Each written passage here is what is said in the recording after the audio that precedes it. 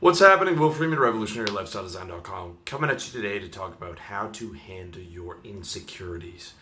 And an insecurity, basically in its simplest form, is really just a problem. And it's a problem that you have with yourself that makes you unhappy. Okay? To handle that problem, there are four things. It's really simple. Okay? You can deal with it by denial, you can deal with it by self-hatred, you can deal with it by acceptance, and you can deal with it by creating a solution.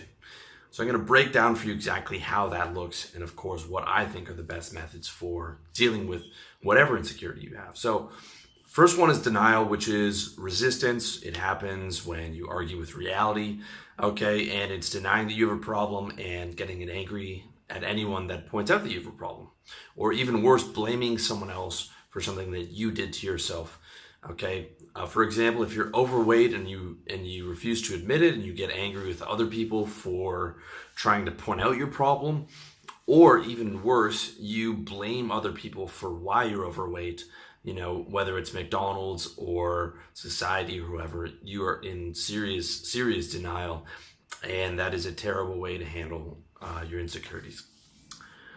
The next option is self-hatred, another terrible option. Okay, self-hatred or self-pity is a horrible way to respond to a problem, but as opposed to denial and resistance, you at least recognize that there was a problem. So in a way, it's actually better than denial because at least you know that you have a problem, and maybe there's a part of you that wants to change, whereas in denial, it's everyone else's problem but yours, and it doesn't exist.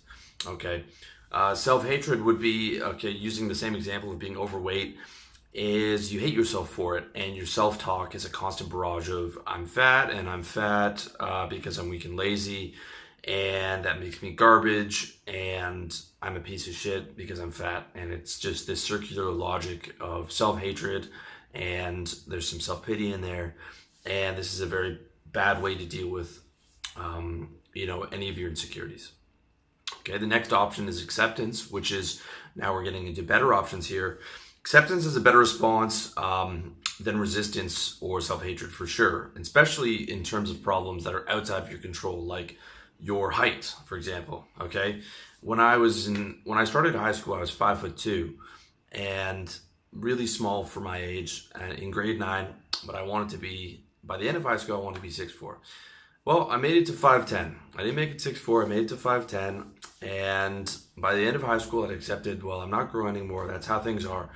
But I flipped it to that, I just accepted it, and I was happy that I wasn't 5'2", because I stayed from like 5'2" to 5'3", all until the summer of grade 10 and 11, and then I grew like 8 inches in one summer, and thank God I did. But then I just accepted I wasn't growing, and that was it. I'm an average height guy, and that's how it's going to be. But let's say we take that example again of being overweight, and you're overweight, but being overweight is not a big deal to you, okay? Maybe you've got a couple extra pounds, and you accept and love yourself despite carrying a few extra pounds. This is actually a really good way to deal with your insecurities, especially ones that you can't change, okay?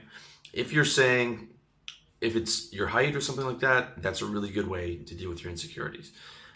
If it's just a couple pounds overweight, that can also be a good way to deal with your insecurities, because to be honest, 10 pounds overweight, that's not going to cause you any health problems. It's not a big deal. You get to eat a bit more. I mean, you're not watching every calorie, and as long as it's not making you look terrible or affecting your health, this is not a big deal. Okay, and just accepting that, like, I don't really want to change that, it's not a big deal. It's perfectly fine, okay? So acceptance is a really good method for dealing with things you can't control, and it's a good method for dealing with things that are not too much of a big deal, but it has its limitations, okay? Like modern society, and we've got this army of armchair psychologists promotes acceptance of yourself no matter what. Loving who you are, don't shame me for this and that. And this is a good thing, but when you're not getting the results you want, it is not a good thing, okay? Mainstream dating advice will tell you that don't worry about being overweight. If you just accept yourself and love yourself for who you are, then you'll find a girlfriend who loves you for who you are, and people that care about looks are superficial. This is terrible, terrible advice, okay? That's not how it works. The reality is you're going to significantly increase the probability of getting a good girlfriend by being in shape, significantly, okay? And your insecurity is telling you this. Your insecurity is telling you, I'm overweight and it's a problem. And that's not a bad thing, okay? It's a good thing to be able to recognize reality and when you have a problem, okay? If you're saying I'm 100 pounds overweight and I want a girlfriend, then accepting being overweight is not the solution, okay? Your insecurity is telling you to go out there and compete, to go out and get the resources you need, like food and money and women, and that is a good thing. Because if you don't have money to pay the rent, you have a real problem. If you have no women in your life, you have a problem. If you're physically unhealthy and unkempt, you have a problem, okay? These are all bad things. These are all problems that need to be solved. And not solved by just saying, this is who I am and I can't change it and I accept and love myself for it. Well, no, you actually can change it, okay? And the truth is, a good part of life is competition. Competition for resources, competition for women, competition for status, for clients. There's not an area of life that is not touched by competition. And when you're not doing well, that voice of insecurity is not your enemy, okay? It's your friend. It's telling you, look, we need to get out there and take what's ours because we have some real problems right here and these fucking problems need to get dealt with, okay? Forget acceptance when you're getting your ass handed to you in the game of life, okay? You need to compete until that pain point is solved. Compete until you're secure in that area.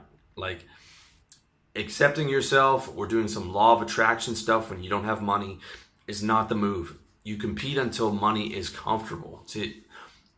You're going to feel insecure about money until you have enough money to live comfortably and have a strong safety net. That's a fact of life, okay? So you need to compete until you're secure. And, you know, if you want the good things in life, you have to compete until you're in shape and you're stylish and you're able to have the game to get the girls you want and the money and all those things, okay? If you want those things, and many of those things are not wants, they're needs, right? Food, clothing, shelter, all that stuff are needs. Then you need to solve the actual problem, okay? And the solution method for handling your insecurities is my favorite method, and it is the best method, in my opinion. And what it means is really just solving the problem, okay? And for every problem that's within your control, okay? For something like, again, height or other things like age, well, those are things you just have to accept. But for things within your control, the solution method is almost always the absolute best method. Okay, from money to fitness to women to style to lifestyle, the solution-based approach is the best approach. And it's really what my entire site is devoted to. Like, you have a problem, here's the solution. And the solution is in some form of how-to article or video. All right, it's that simple. And applied across your life, this means maxing yourself out in your wealth, health, relationships, and lifestyle. In fact, maxing yourself out is really the most logical thing you can do when it comes to enjoying your life, because why wouldn't you want to live life the best way that you can? Why wouldn't you want to max yourself in those areas? Like, logically, it just makes sense to apply the solution method, because compared to self-hatred and denial, I mean, it's just a no-brainer, okay? And it really is that simple. So denial and self-hatred you avoid, you accept the things that you can't change, solve the things that you can change, okay? Now, that's easier said than done sometimes, but it really is just a matter of consistency, okay? You know, if you're used to being in a pattern of self-hatred, you might have to reframe those thoughts 100 times or 1,000 times a day. Or, you know, you might have to go to the gym 2 or 3 times a week for the next 3 years to get your body solved. But that's what you have to do. And along that path to the solution, you know, before you have the solution, you might not be 100% out of that self-hatred, but you can at least say, well, we're working on the solution. Okay, you're doing that reframe of we're getting the solution together, we're working on it, and you can feel like, okay, maybe I don't have that insecurity handled right now, but it's going to be handled, okay? And your life becomes so much better when you get those things handled. I'm talking about someone who at one point was very skinny, did not have money, did not have, you know, women, and the difference between not having those things and having those things is huge. Okay, your insecurity, that voice in your head stops. It stops attacking you. You stop getting that anxiety. You stop getting that self-hatred when you actually have the thing taken care of, when you actually have solved it. Okay, it really, really does make a difference. So those are the 4 methods.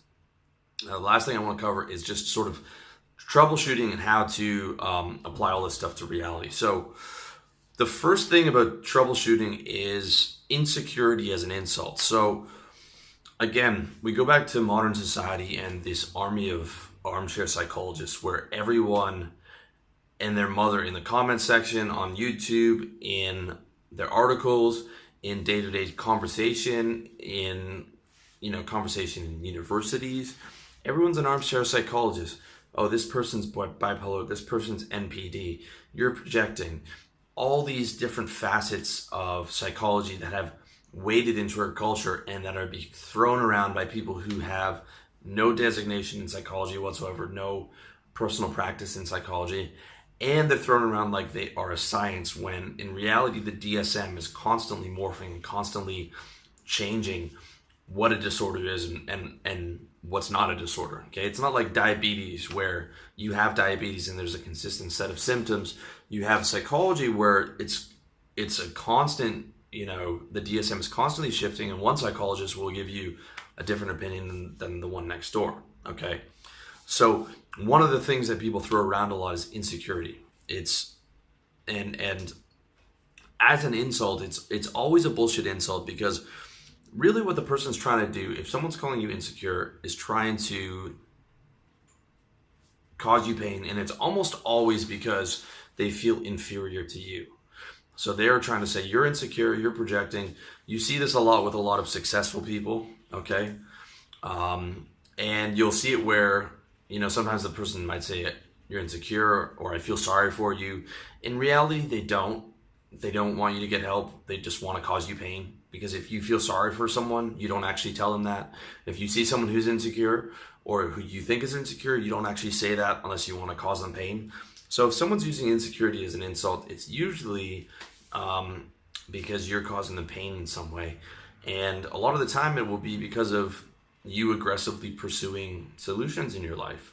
Getting things handled, walking around with confidence, not apologizing for your existence can cause some people to be triggered by that, okay? And you'll see this with famous people, right? They'll talk about Donald Trump is insecure, or Conor McGregor is insecure, or Dan Bilzerian is insecure. But in reality, if those guys are insecure, what does a secure person look like? Like, to me, those guys are just competitive on a high level, right? They're solution oriented on everything, and everything can become a problem, and they want that constant attention, and they want all that stuff because their solution to stuff is just aggressive competition, right? You could almost reframe the solution-based method of handling insecurities as the same thing as competition, right?